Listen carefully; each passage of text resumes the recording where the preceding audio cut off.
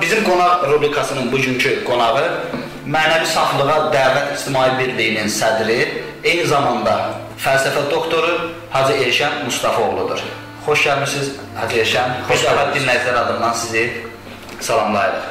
Əleyküm salam, xoş gördük. Mən də sizi salamlayıram və əziz dinləyicilərimizi salamlayıram. Hacı, bugünkü mövzumuz insan və cəmiyyətdir. Düzdür, mövzu çox genişdir və eyni zamanda verilişin vaxtı da məhduddur. Həmçinin bu barədə mövzular televiziyada, radiolarda, həmçinin yazı formatında olan qəzetlərdə çox işıqlandırılır. Lakin biz istəyirdik bu dəfə mövzumuza yeni bir rakursdan giriş edək.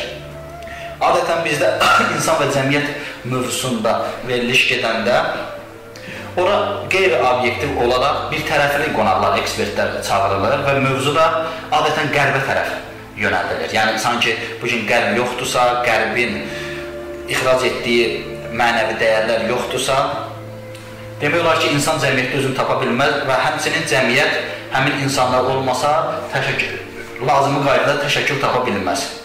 Mən istərdim, bu barədə ilkin sualımı sizə yönəldim. İnsan hansı cəmiyyətdə özünü ideal tapa bilər? Əvvəla mən təşəkkür edirəm dəvətə görə və təşəkkür edirəm belə aktual bir mövzuda söhbətimizi qurduğumuza görə.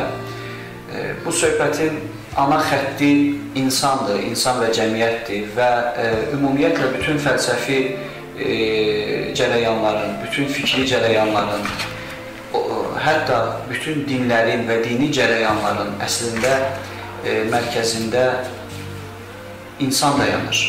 Və harada söhbət insandan gedirsə, orada şübhəsiz ki, söhbət həm də cəmiyyətdən gedir. Çünki insan təklikdə təcrid olunmuş bir şəkildə yaşamır, hansısa adada çəkilib yaşamır, o cəmiyyətdə yaşayır və elə dünyaya gəldiyi ilk gündən o artıq ən azından kiçik cəmiyyətin, yəni ailənin bir üzvü kimi dünyaya gəlir, qədəm qoyur yer üzünə və sonraki bütün həyatının mərhələlərində cəmiyyətlə, ictimaiyyətlə, cəmiyyətdəki insanlarla bu və ya başqa şəkildə qarşılıqlı münasibətlər qurur, övlad kimi böyüyür, qardaş, bacı münasibətləri, dost, qonşu, yaxın insanlar və s.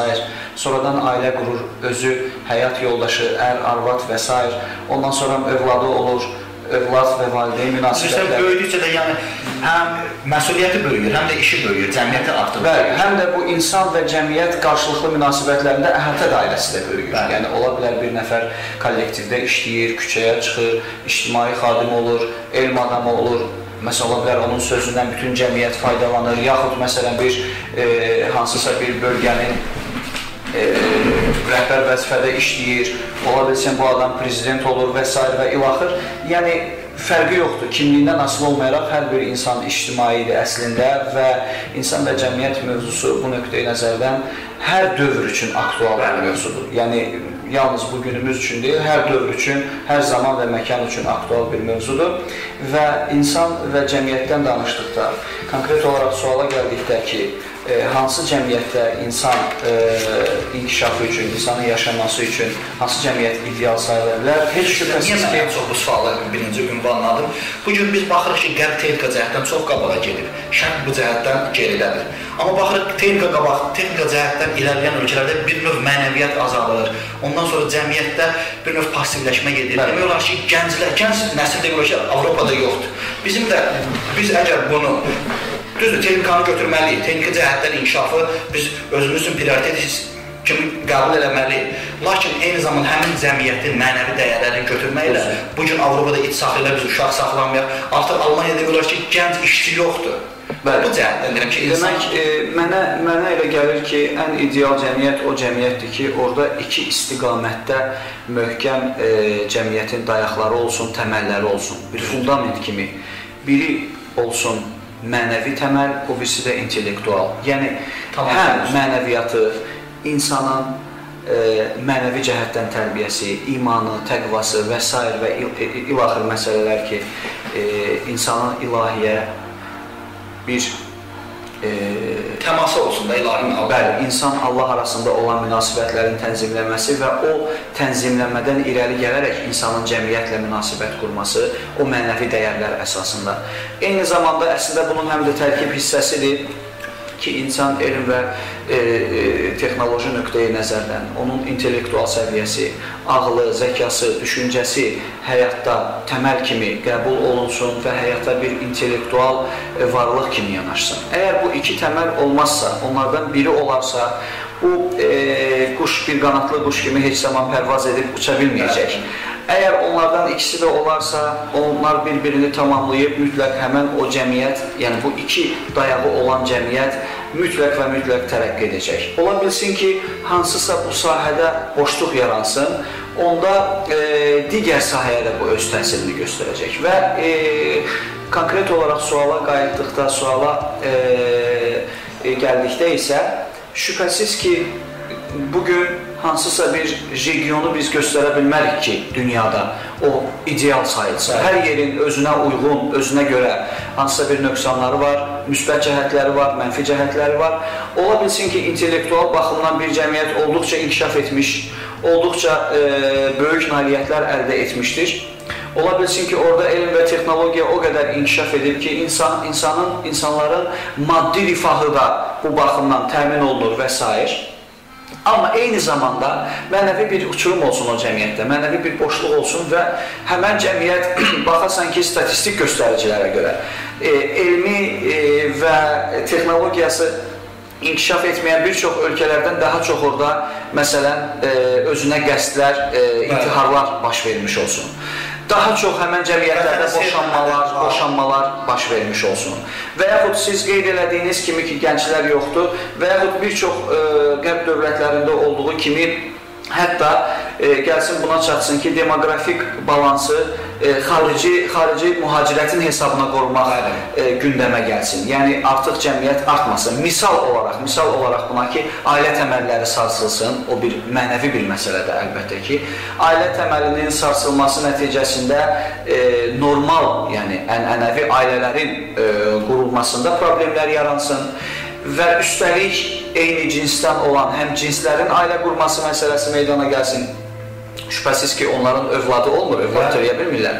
Digər tərəfdən qarşı cinslərin, yəni qadınla kişinin də arasındakı münasibətlər nəticə etibarilə həm hüquqisə, həm də ki, ümumiyyətlə normal biz qəbul edədiyimiz anda ailə anlayışını verməsin. Bax, bu cəmiyyətin ailə institutunun sarsılması əslində cəmiyyətin sarsılmasına gətirib çıxara bilər ki, həm yeni nəsillərin artımı demoqrafik baxımdan bu cəmiyyətə öz təsirini göstərsin, həm də ümumiyyətlə ayrı-ayrılıqda olan insanların öz mənəvi, ruhi, ruhani, psixoloji durumlarına, psixi durumlarına olduqca mənfi bir təsir göstərsin.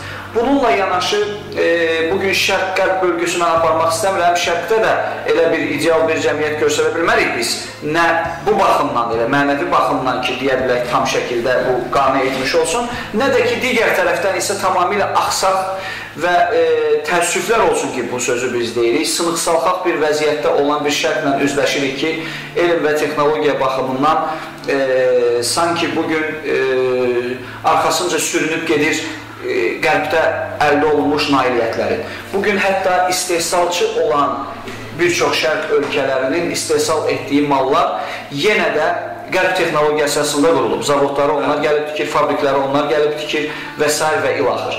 Yaxud ən mötəbər, ən möhtəşəm, böyük universitetləri, elm ocaqlarında keçirilən dərsliklər yenə də Qərb tərəfindən yazılmış əsərlər və Qərbdə meydana gəlmiş, ərsəyə gəlmiş o elmi və texnoloji nailiyyətlər əsasında qurulur. Bu baxımdan bugün dünyanın əl-ələ verməsinə ehtiyac var. Bugün Qərb-Şərq arasında hansısa bir diyaloq demək azdır.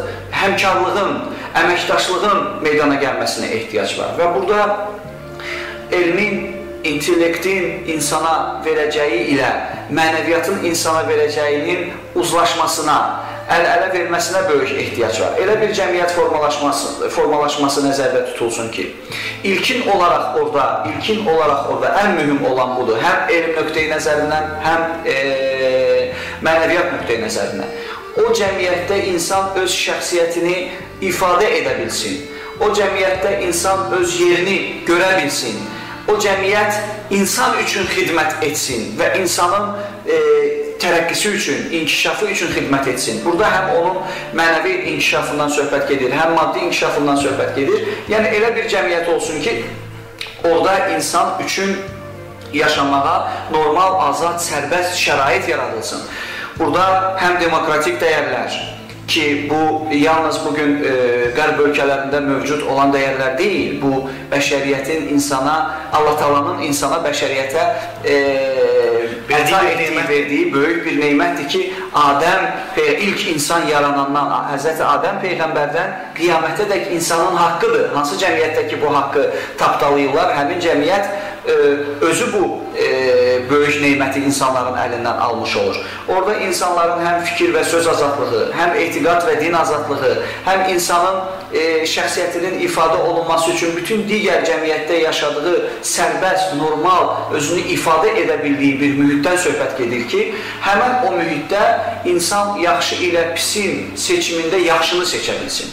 Yəni, nə məcburən onu bir istiqamətə yönətsinlər, digər bir istiqamətin üstündən xətt çəksinlər, nə də ki, məcburən əks tərəfə yönətsinlər. Və belə bir şəraitdə onun üçün həm də elm və texnologiya nöqteyi nəzərindən geniş üfüqləri açılmış olur. Biz bunun müqayisəsini, elmi inkişaf nöqteyi nəzərindən müqayisəsini edə bilərik. Məsələn, keçmiş Sovetlər Birliyi ilə. Keçmiş Sovetlər Birliyi Sovet SSR-nin zamanında biz də həmən dövrü görmüşük, biz də həmən məktəbdə oxumuşuq, təhsil almışıq.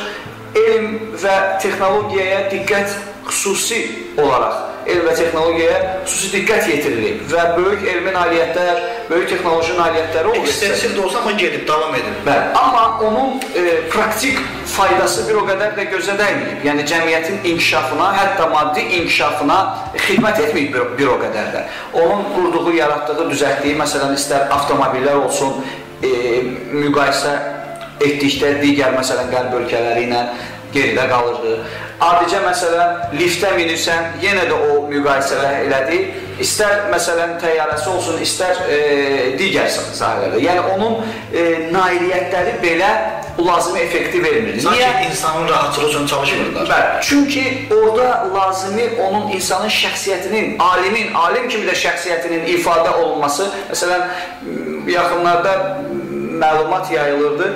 Kalaşnikov o cür bütün dünyanın istifadə elədiyi elə bir alim, böyük bir şəxsiyyət ki, o cür bir silah məsələn icad edib, ortaya qoyub, ərsəyə çıxardıb, o çox belə ürəkaçan olmayan bir vəziyyətdə dünyasını dəyişib getdi. Yəni, elə bir alim məsələn başqa bir xarici ölkələrdə olsaydı, heç şübhəsiz ki, indi məsələn Bill Gates müqayisə edək. Bill Gates indi yaşayardı Sovet dövlətində. Nə olardı onun aqibəti? Necə olardı onun? O bugünkü məsələn o milyardlara sahib olardı. Və söhbət təkcə milyardlardan deyil. Yəni bu məsələnin maddi tərəfidir. Mənəvi tərəfinə gəldikdə isə ümumiyyətlə uçurum və boşluq. O cəmiyyətdəki məscidlər anbarlara çevrilirdi. O cəmiyyətdəki insanlara zorla ateizm, elmi ateizm hətta adı ilə heç belə yaraşmayan bir şey ateizm sözünə. Elmi ateizm və yaxud hansısa bir kommunizm ideyalarının totalitar bir şəkildə və eybəcər bir şəkildə təqdim olunması, diktatura rejiminin olması, totalitar şəraitin hakim olması və o mühitdə insanların mənəvi tərbiyəsi. Görün, nə qədər ağır bir, sanki burulğanın içine atırsan insanı ki, sən orada sağ çıx. Çox ağır, çox çətin bir şeydir. Nəzərə alsaq o dövrləri ki, Sovetlər yeni qurulan dövrlərdə nə qədər mənəviyyətli insanları, alimləri repressiyalara məruz qoydular, astılar, kəsdilər, edam elədilər, sürgün elədilər və s. və ilaxır. Və bu eybəcər vəziyyətdə şübhəsiz ki, nə mənəvi inkişafdan, nə maddi inkişafdan söhbət gedilməz. Və bunun biz qarşılığı olaraq bugün bəzi qərb cəmiyyətlərini nəzərə alsaq ki, orada həqiqətən də insanın şəxsiyyətini ifadə etməsi üçün kifayət qədər şərait var. Yəni, o baxımdan elmi və texnoloji tərəqqi var. Amma burada da bir mənəvi boşluq, mənəvi böhran var. Mənəvi böhran yaşanılır. Ona görə də mənəvi böhran... O mənəvi böhrana gəlir. Siz bəlkə qeyd edirsiniz ki, yəni qərbdə intellektual səviyyə bir qədər fərqli dərəcədə yuxarıdır və eyni zamanda bu intellektual səviyyədən danışanda təqva və dindən danışdınız. Yəni mütləq ki, o mənəvi böhrandan çıxmaq üçün və intellektual səviyyəndə qabağa getmək üçün təqva və din lazımdır. Mütləq. Bilirsinizmi? Ümumiyyətlə insan